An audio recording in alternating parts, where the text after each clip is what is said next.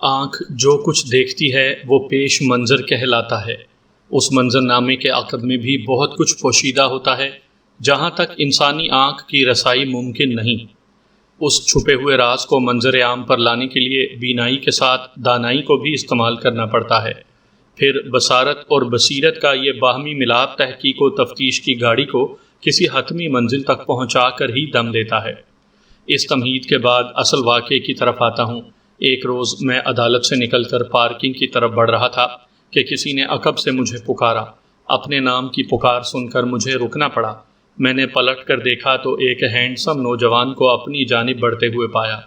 میں رک کر سوالیہ نظروں سے اسے تکنے لگا۔ ایک لمحے کے لیے مجھے یوں محسوس ہوا جیسے میں نے اسے پہلے بھی کہیں دیکھا ہے۔ اگلے ہی لمحے مجھے یاد آ گیا کہ میں نے اسے کہاں دیکھا تھا۔ ابھی تھوڑی دیر پہلے جب میں عدالت کے کمرے سے نکل کر راہداری سے گزر رہا تھا، یہی نوجوان ایک وکیل کے ساتھ کھڑا باتیں کر رہا تھا۔ بعد میں پتہ چلا کہ وہ مذکورہ وکیل سے میرے ہی بارے میں پوچھ رہا تھا۔ مذکورہ نوجوان میرے قریب پہنچ کر اپنا ایک ہاتھ آگے بڑھاتے ہوئے بولا، السلام علیکم بیگ صاحب۔ وعلیکم السلام۔ میں نے یہ کہتے ہوئے اس کے مصافحے کے لیے آگے بڑھے ہوئے ہاتھ کو تھام لیا۔ آپ مجھے نہیں جانتے، وہ گہری سنجیدگی سے بولا، لیکن شیرازی صاحب کے توسط سے میں آپ سے غائبانہ متعارف ہوں اور آج ملاقات بھی ہو گئی۔ میں نے اس بات میں سر ہلایا اور پوچھا، آپ کن شیرازی صاحب کا ذکر کر رہے ہیں؟ میرے جاننے والوں میں شیرازی نام کے 3 افراد شامل تھے۔ فیصل شیرازی کا تعلق شو بزنس سے تھا، نجم شیرازی مشیر انکم ٹیکس تھے اور فرید شیرازی ایک فلاحی تنظیم کے روح رواں تھے۔ اس سمارٹ نوجوان نے میرے سوال کے جواب میں بتایا، میں نجم شیرازی کی بات کر رہا ہوں جناب، وہ جو انکم ٹیکس وغیرہ کے وکیل ہیں۔ ٹھیک ہے۔ میں نے سر کو اسباتی جنبش دی، پھر استفسار کیا، آپ کی تعریف؟ I am really very sorry بیگ صاحب، وہ ندامت آمیز لہجے میں جلدی سے بولا۔ میں پریشانی میں اپنا تعارف تو کروانا بھول ہی گیا۔ میرا نام ہاشم ہے، ہاشم انور۔ آپ نے اپنے پریشان ہونے کا ذکر کیا ہے۔ میں نے تنقیدی نظر سے اس کے چہرے کا جائزہ لیتے ہوئے پوچھا، کیا اسی سلسلے میں آپ میرے پاس آئے ہیں؟ جی ہاں، بالکل یہی معاملہ ہے، وہ اضطراری لہجے میں بولا۔ میں نے اپنی رسٹ واچ پر نگاہ ڈالتے ہوئے کہا، ٹھیک ہے، آپ ٹھیک 1 گھنٹے کے بعد میرے آفس آ جائیے، پھر وہیں پر آپ سے تفصیلی بات ہو جائے گی۔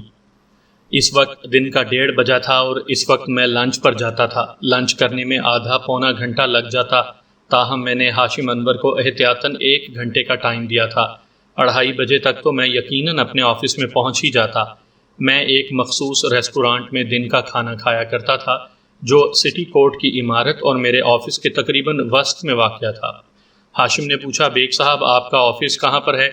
یہاں سے واکنگ ڈسٹنس پر ہے، میں نے کہا، پھر اس کو کثیر المنزلہ عمارت کا نام بھی بتا دیا جس کے اندر میرا دفتر تھا۔ مذکورہ عمارت میں زیادہ تر وکلاء ہی کے دفاتر واقع تھے۔ ہاشم نے اس بات میں گردن ہلائی اور بولا، ٹھیک ہے بیگ صاحب، میں اتنی دیر میں لنچ کر لیتا ہوں۔ لنچ؟ میں نے ایک فوری خیال کے تحت پوچھا، آپ کہاں لنچ کریں گے؟ کہیں بھی، وہ سرسری انداز میں بولا۔ ایکچولی مجھے تو 1 گھنٹہ گزارنا ہے، اسی دوران میں پیٹ پوجا بھی ہو جائے گی۔ اگر کوئی پرابلم نہ ہو تو آج لنچ میرے ساتھ ہی کر لیں۔ میں نے ایک اندرونی جذبے کے تحت اسے پیشکش کر دی۔ میں اس وقت لنچ کے لیے ہی ایک قریبی ریسٹورانٹ میں جا رہا تھا۔ تھوڑی سی ہچکچاہٹ کے بعد اس نے میری پیشکش قبول کر لی۔ ہاشم کی عمر میرے اندازے کے مطابق 25 اور 26 کے درمیان رہی ہوگی۔ وہ ایک دراز قامت اور صحت مند نوجوان تھا۔ رنگ گورا اور چہرے کے نقوش سے وجاہت جھلکتی تھی۔ اس نے جینز کے اوپر ٹی شرٹ پہن رکھی تھی۔ یہ لباس اس پر بہت سج رہا تھا۔ بازوؤں کی مچھلیوں اور کاٹھی سے اندازہ ہوتا تھا کہ باقاعدگی سے کسرت کرتا ہوگا۔ اس کا بدن سپورٹس مین والا تھا اور حرکات و سکنات میں بڑی منظم مستعدی پائی جاتی تھی۔ اس نے اپنی آنکھوں پر ایک خوبصورت فریم والا نظر کا چشمہ لگا رکھا تھا۔ وہ خاصا سلجھا ہوا نوجوان تھا۔ بات چیت کا انداز انتہائی مہذب اور شائستہ تھا۔ مجھے صحت مند، خوش مزاج اور چاق و چوبند نوجوان بہت اچھے لگتے ہیں۔ شاید یہی وجہ تھی کہ میں نے بے ساختہ ہاشم کو اپنے ساتھ کھانے کی دعوت دے دی تھی۔ وہ پہلی ہی نظر میں مجھے اچھا لگا تھا اور اس پیشکش میں بھی میرے ارادے کو دخل نہیں تھا۔ ہم ریسٹورانٹ میں آ کر بیٹھے تو ہمارے درمیان بات چیت بھی ہونے لگی۔ ہاشم میرے ساتھ بیٹھ کر ذرا سا بھی نروس محسوس نہیں ہو رہا تھا۔ وہ ایک پر اعتماد نوجوان تھا، تاہم جو پریشانی اسے کھینچ کر میرے پاس لائی تھی اس کے آثار ہاشم کی آنکھوں اور چہرے پر دیکھے جا سکتے تھے۔ وہ کسی ذہنی الجھن کا شکار دکھائی دیتا تھا۔ اس نے آرڈر وغیرہ کا معاملہ مجھی پر چھوڑ دیا تھا۔ میں نے تھوڑے غور و خوض کے بعد 2 ایسی ڈشز آرڈر کر دیں جو ہم دونوں بآسانی کھا سکتے تھے۔ آرڈر پلیس ہونے میں تھوڑی دیر باقی تھی، لہٰذا میں نے اس مہلت سے فائدہ اٹھانے کا فیصلہ کر لیا اور اپنے سامنے بیٹھے ہاشم سے پوچھا، ہاشم، آپ جانتے ہیں دنیا میں سب سے قیمتی چیز کیا ہے؟ آئی تھنک انسانی زندگی۔ اور انسانی زندگی میں سب سے قیمتی شے؟ اس نے ایک لمحہ سوچنے کے بعد جواب دیا، ٹائم۔ Very good. میں نے ستائشی نظر سے اس کی طرف دیکھا۔ آپ کے دونوں جواب مجھے پسند آئے۔ تھینک یو بیگ صاحب، وہ ممنونیت بھرے انداز میں بولا۔ ٹھیک ہے، تو ہم بھی وقت کا پورا استعمال کریں گے۔ میں نے گہری سنجیدگی سے کہا، کھانا بھی چلے گا اور اس دوران میں ہماری گفتگو کا سلسلہ بھی جاری رہے گا۔ یہ تو بڑی اچھی بات ہے، اس نے تائیدی انداز میں کہا۔ بس تو پھر سب سے پہلے آپ مجھے اپنے بارے میں تفصیلاً بتائیں، میں نے اس کے چہرے پر نظر جماتے ہوئے کہا۔ وہ بتانے لگا، جناب میرا نام تو آپ کو معلوم ہو ہی چکا ہے، میں گارڈن ویسٹ کے علاقے میں رہتا ہوں، ایک اپارٹمنٹس بلڈنگ میں میری رہائش ہے۔ 1 سال پہلے شادی بھی کر چکا ہوں۔ مین سولجر بازار میں میری چشموں کی دکان ہے جہاں میں دن بھر موجود ہوتا ہوں۔ میری دکان پر ہر کوالٹی اور ہر دام کے چشمے موجود ہیں۔ میں اپنے پاس آنے والوں کی نظر بھی ٹیسٹ کرتا ہوں اور ان کی پسند اور ضرورت کے مطابق چشمے بھی بنا کر دیتا ہوں۔ اوہ، لگتا ہے آپ اپنے کام میں بڑے ماہر ہوں گے، میں نے کہا۔ جناب، یہ تو آپ کو تجربے کے بعد ہی صحیح طور پر اندازہ ہوگا کہ میں اپنے پیشے میں کتنا ماہر ہوں، وہ ٹھہرے ہوئے لہجے میں بولا۔ اگر موقع ملے تو آپ ایک مرتبہ ضرور میری شاپ پر تشریف لائیں۔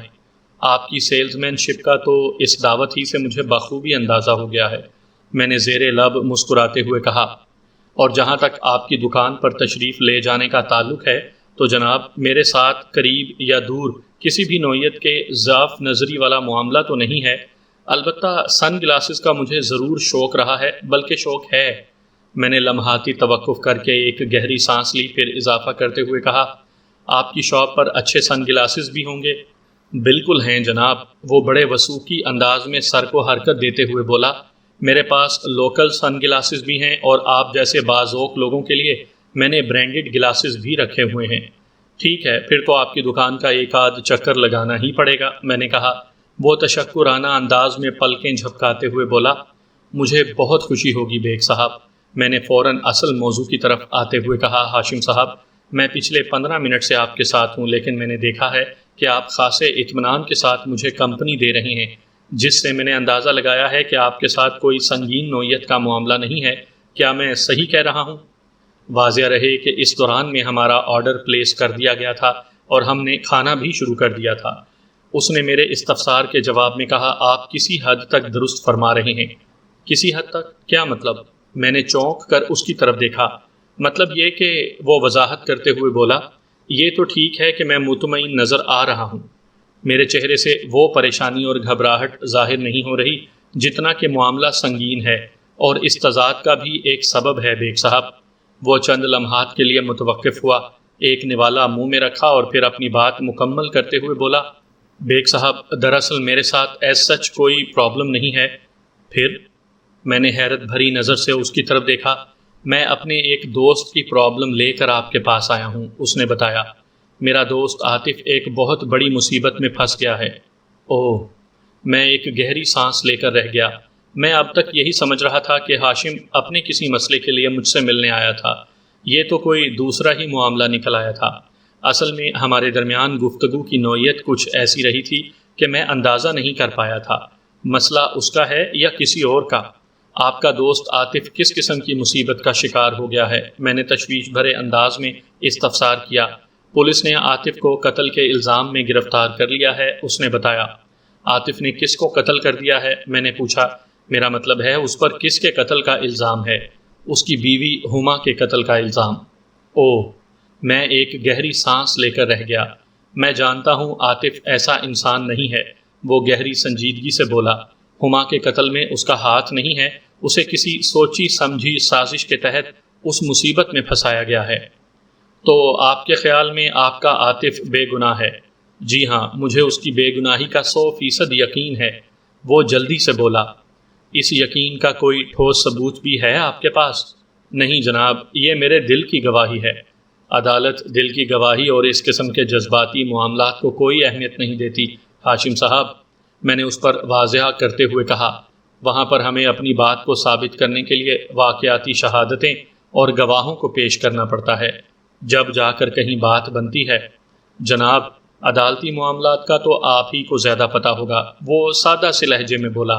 میں عاطف کو پچھلے 15 سال سے جانتا ہوں، جب وہ ہماری اپارٹمنٹس بلڈنگ کے قریب ہی ایک بستی میں رہتا تھا۔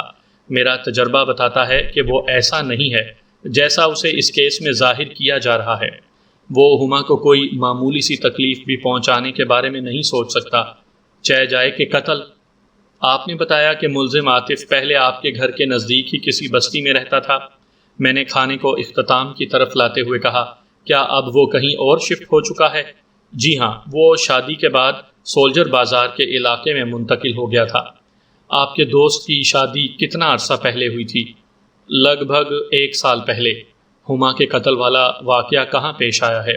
میں نے پوچھا۔ ان کے فلیٹ پر، ہاشم نے جواب دیا۔ سولجر بازار والے فلیٹ پر؟ اوہ، میں نے ایک بوجھل سانس خارج کی اور کھانے سے ہاتھ کھینچ لیا، پھر پوچھا، یہ کب کا واقعہ ہے؟ 2 دن پہلے کا۔ 2 دن، میں نے زبانی حساب لگاتے ہوئے کہا۔ آج 19 اگست ہے، اس کا مطلب یہ ہوا کہ ہما کو 17 اگست کو قتل کیا گیا ہے۔ جی، آپ بالکل ٹھیک کہہ رہے ہیں، اور اس کا ایک مطلب یہ بھی ہے کہ، میں نے سوچ میں ڈوبے ہوئے لہجے میں کہا، کہ اس وقت آپ کا دوست عاطف عدالتی ریمانڈ پر پولیس کسٹڈی میں ہوگا۔ جی ہاں، اس نے ایک مرتبہ پھر اس بات میں گردن ہلائی اور بتانے لگا، 17 اگست کی دوپہر میں یہ واقعہ پیش آیا تھا، اور اسی روز پولیس نے اسے گرفتار بھی کر لیا تھا۔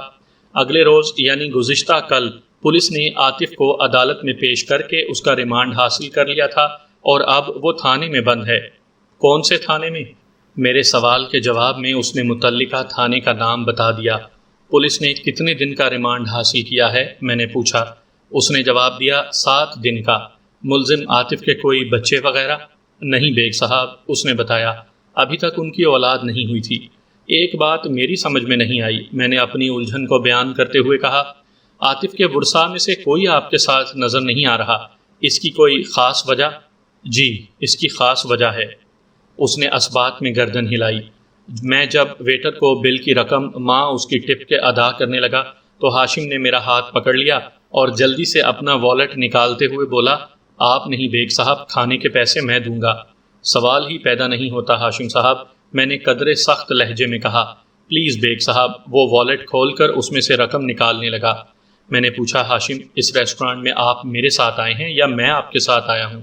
ظاہر ہے آپ مجھے اپنے ساتھ لے کر آئے ہیں۔ کھانے کی پیشکش میں نے آپ کو کی تھی یا آپ نے مجھے؟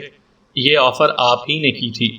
بس تو پھر ثابت ہو گیا کہ اس لنچ پر میں آپ کا میزبان اور آپ میرے مہمان تھے، میں نے زیر لب مسکراتے ہوئے کہا، لہٰذا کھانے کا بل بھی میں ہی دوں گا۔ اس وضاحت کے بعد ہاشم نے کوئی مزاحمت نہ کی اور ہم مذکورہ ریسٹورانٹ سے باہر نکل آئے۔ تھوڑی دیر کے بعد میں ملزم کے ہمدرد دوست ہاشم کے ساتھ اپنے چیمبر میں بیٹھا ہوا تھا۔ وہاں ریسٹورانٹ میں نے آپ سے ملزم کے ورثاء کے حوالے سے ایک سوال کیا تھا۔ میں نے گفتگو کے منقطع سلسلے کو بحال کرتے ہوئے کہا، اور آپ مجھے کوئی خاص وجہ بتانے والے تھے؟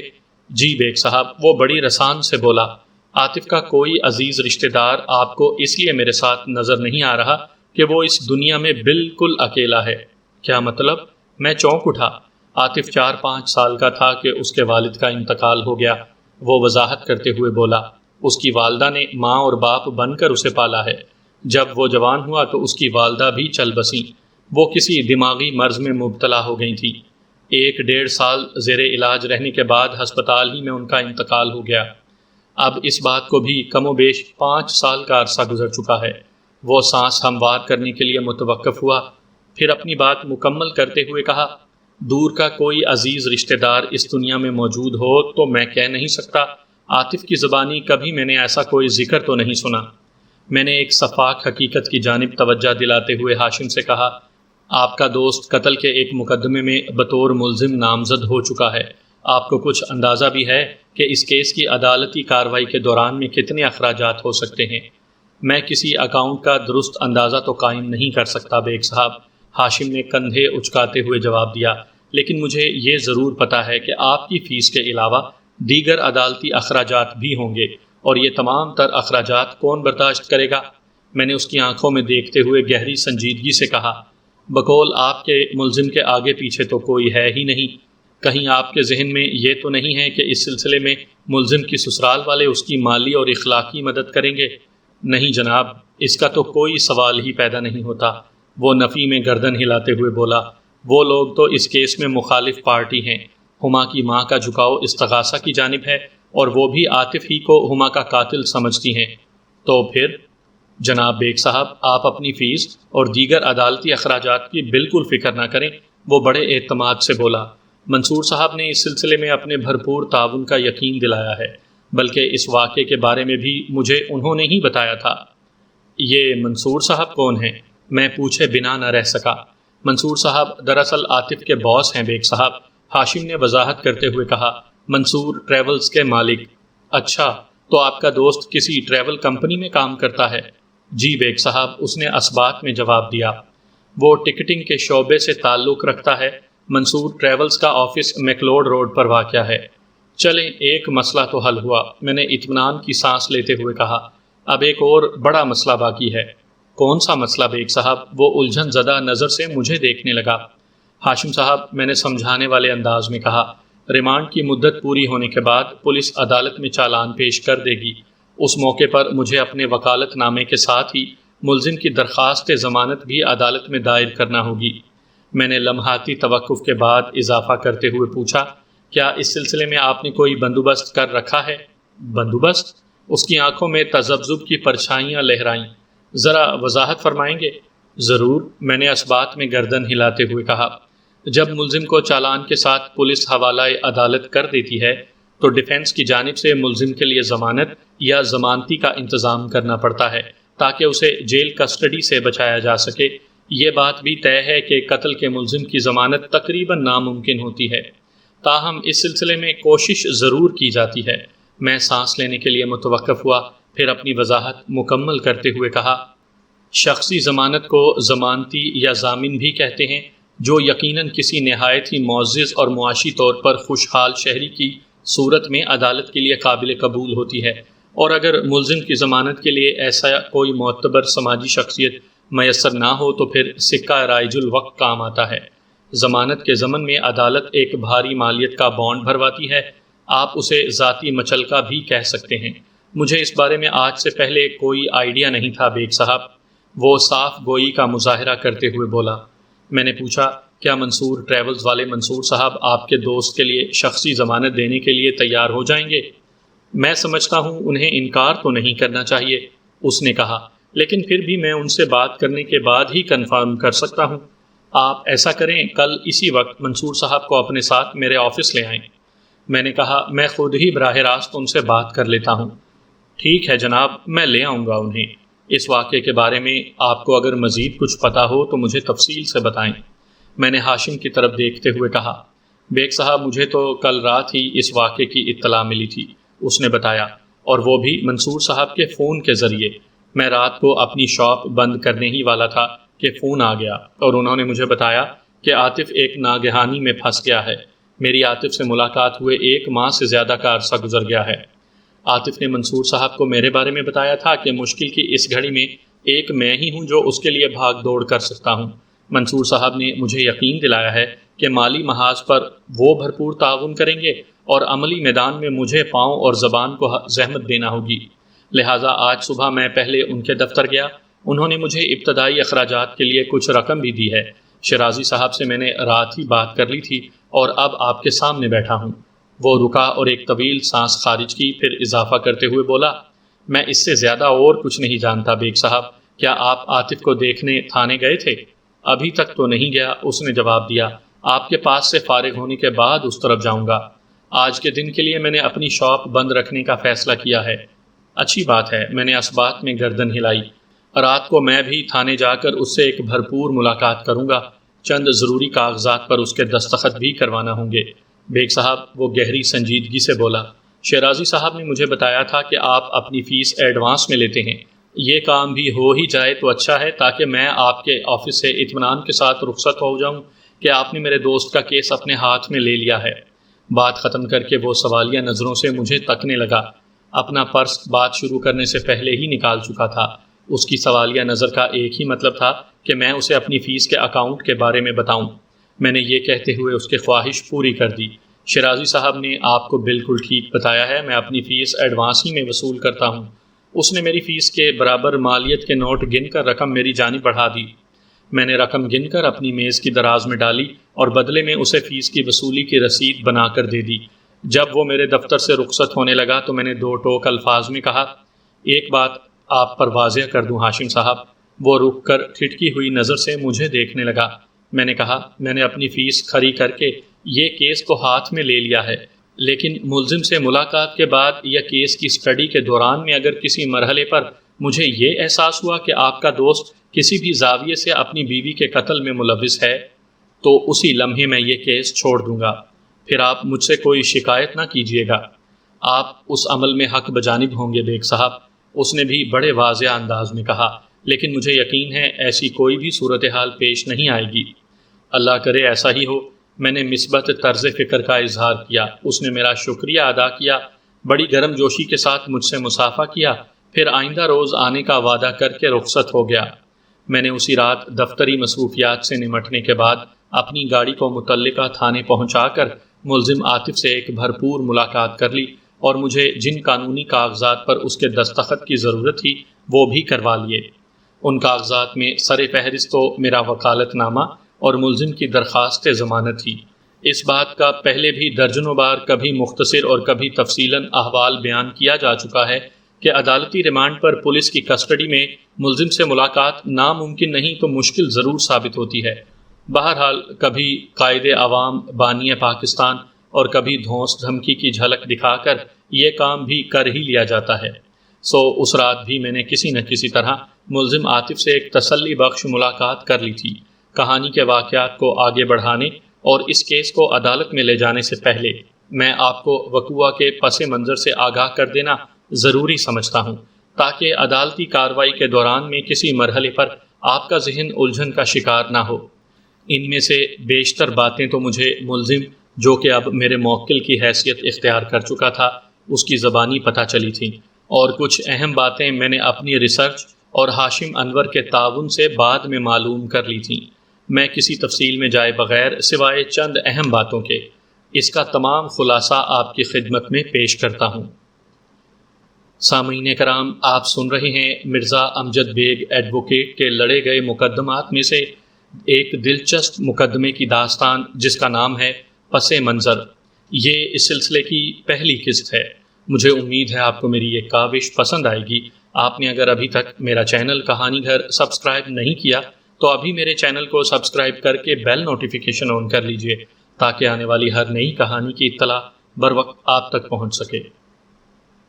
ملزم عاطف اس دنیا میں اکیلا تھا، جیسا کہ کہانی کے پچھلے حصے میں بتایا جا چکا ہے۔ والد کے انتقال کے بعد عاطف کی والدہ نے اسے بڑی محبت اور توجہ سے پالا تھا۔ اس کی والدہ ایک معروف فارماسیوٹیکل کمپنی میں کسی نچلی پوسٹ پر کام کرتی تھی۔ عمر کے آخری حصے میں وہ کسی ذہنی مرض میں مبتلا ہو گئی تھی اور پھر ہسپتال ہی میں ان کا انتقال ہو گیا۔ ہاشم نے اپنی اپارٹمنٹس بلڈنگ کے نزدیک کسی بستی کے بارے میں بتایا تھا۔ وہاں عاطف کا ذاتی ایک چھوٹا سا مکان تھا۔ اس کا والد بس یہی ایک مکان ترکے میں چھوڑ کر گیا تھا۔ پھر جب اس کی والدہ بھی چل بسیں تو وہ اس دنیا میں تنہا رہ گیا۔ والدہ کی محنت سے اس نے انٹرمیڈیٹ تک تعلیم بھی حاصل کر لی تھی۔ جب گھر کا واحد ذریعہ آمدنی بھی زمین اوڑھ کر سو گیا تو عاطف روزگار کے سلسلے میں سرگرم عمل ہو گیا۔ اس کی والدہ بڑی دانش مند خاتون تھی۔ گاہے بگاہے جو بھی بچت ہو جاتی وہ اس سے اس کے سرٹیفکیٹ خرید لیا کرتی تھی۔ چنانچہ جب وہ اس دنیا سے اٹھیں تو کم و بیش 2 لاکھ روپے کے سیونگ سرٹیفکیٹس اس کے گھر میں رکھے تھے، جن کے حوالے سے اس نے اپنی موت کے بعد عاطف ہی کو ان کا مالک نامزد کر رکھا تھا۔ عاطف نے وہ سرٹیفکیٹس اپنے نام پر تو ٹرانسفر کروا لیے تھے، تاہم انہیں کیش کروانے کی حماقت نہیں کی۔ رقم ہاتھ میں آ جائے تو خرچ کرنے کی ہزاروں جگہ نکل آتی ہیں۔ وہ مذکورہ رقم کو سیونگ سرٹیفکیٹس کی صورت محفوظ رکھ کر ملازمت کی تلاش میں نکل کھڑا ہوا۔ انسان اگر خلوص نیت سے کسی کام کی کوشش کرے تو جلد یا بدیر اسے اپنے مقصد میں کامیابی ضرور حاصل ہوتی ہے۔ عاطف کی بھی یہ صحیح رائے گاہ نہیں گئی اور مختلف دفتروں کے دھکے کھانے کے بعد بالآخر 1 ماہ کے خاتمے پر اسے منصور ٹریولز میں جاب مل گئی تھی۔ یہ اس کی پہلی نوکری تھی اور اپنی گرفتاری تک وہ بڑی ثابت قدمی سے اسی ملازمت پر جمع ہوا تھا۔ کسی بھی ادارے میں کام کرنے کے لیے باہمی موافقت بہت ضروری ہوتی ہے۔ عاطف اور منصور کے درمیان ابتدا ہی میں میوچل انڈرسٹینڈنگ پیدا ہو گئی تھی۔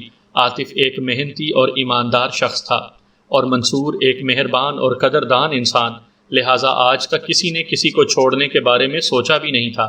حتیٰ کہ جب عاطف کی شادی کا معاملہ سامنے آیا تو اس مرحلے پر بھی منصور صاحب نے بڑا اہم کردار ادا کیا تھا۔ ہما یعنی مقتولہ کا باپ خاور حمید مرحوم عاطف کا گھر دیکھ کر فوراً بدک گیا تھا۔ اس نے 2 ٹوک اور واضح الفاظ میں کہہ دیا تھا، ٹھیک ہے، میں ہما کی ضد کی وجہ سے اس شادی کے لیے تیار ہو گیا ہوں، لیکن میری بچی بیاہ کر اس جھگی میں نہیں جائے گی۔ چند ماہ پہلے تک خاور حمید زندہ تھا، لیکن اب پیوند خاک ہو چکا تھا۔ وہ ایک آسودہ حال بزنس مین تھا، لہٰذا عاطف کے گھر کے حوالے سے اس کا اعتراض بڑا جائز نظر آتا تھا۔ ہما نے ایک بنگلے میں آنکھ کھولی تھی اور ساری زندگی بڑے آرام و آسائش میں گزری تھی۔ ان کی رہائش گرو مندر کے نزدیک ایک پوش علاقے میں تھی۔ خاور حمید کلیئرنگ اینڈ فارورڈنگ کا کام کرتا تھا۔ اس کا آفس ٹاور کے نزدیک آئی چندی گڑھ روڈ پر واقع تھا۔ خاور حمید اور منصور چونکہ ایک ہی علاقے میں بزنس کرتے تھے اور کبھی کبھار ایک دوسرے سے واسطہ بھی پڑ جاتا تھا، لہٰذا وہ ایک دوسرے کو اچھی طرح جانتے تھے۔ ہما اور عاطف کے سوشل اسٹیٹس میں زمین آسمان کا فرق تھا، لیکن محبت کی کشش انہیں اتنا قریب لے آئی تھی کہ وہ ایک دوسرے کے بغیر زندگی کا تصور بھی نہیں کر سکتے تھے۔ میں اس تفصیل میں نہیں جاؤں گا اور ان کے بیچ محبت کا یہ رشتہ کس طرح استوار ہوا تھا۔ آپ صرف یہ جان لیں کہ ہما اپنے والدین کی اکلوتی اولاد تھی اور خصوصاً خاور حمید کی بے حد لاڈلی بھی۔ ہما کی تمام تر ضدوں اور من مانیوں کے لیے اس کی ماں رئیسہ بیگم خاور حمید ہی کو ذمہ دار ٹھہراتی تھیں۔ اس کے خیال میں خاور حمید کے حد سے بڑے ہوئے لاڈ پیار اور آزادی نے ہما کو خود سر اور سرکش بنا دیا تھا۔ جب عاطف کے حوالے سے گھر میں ہما کی شادی کی بات چلی تو سب سے زیادہ مخالفت رئیسہ بیگم ہی نے کی تھی۔ میں کسی قیمت پر یہ شادی نہیں ہونے دوں گی، اس نے اپنا فیصلہ سنا دیا۔